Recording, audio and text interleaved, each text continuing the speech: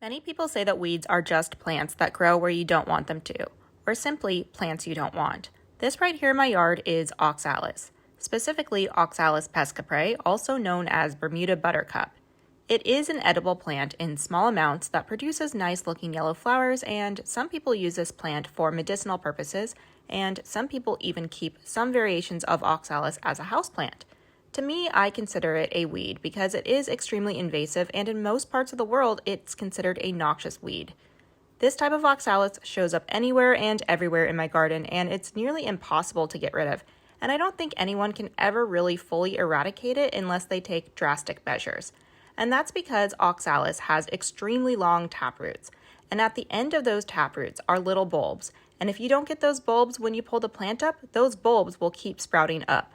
And when you have so much of it, just getting one part out with a clean pull, including the bulb, is hard. So there really isn't an efficient way to pull up large amounts of it with the bulbs attached unless you completely dug up your garden. And even then, it wouldn't be worth it because with those long taproots, you'd have to dig so far down and you still may not be able to pull the bulbs up or be able to find all of them if they broke off.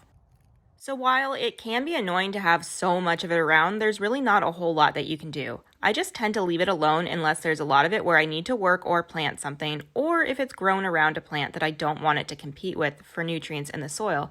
And what I do is I just pull out whatever I can, and if it comes back, I just pull it out as it comes up.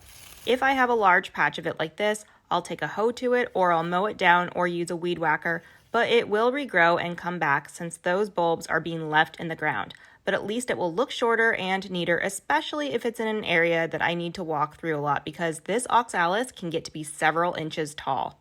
The growth could be stopped by laying down tarp, or in my case, I have an old mat that I lay down to smother weeds with, which can kill off seeds and bulbs. But some things, like this type of oxalis, can be persistent, and it may take a while to truly kill them off with this method, and may pop up shortly after uncovering the area. Unfortunately, this Bermuda Buttercup oxalis is just something you have to live with, and it's one of those never-ending battles, so it doesn't make sense to keep trying to get rid of it in vain. So just clear the space as you need it, or if you have a big patch of it, keeping it short is the best way to manage it.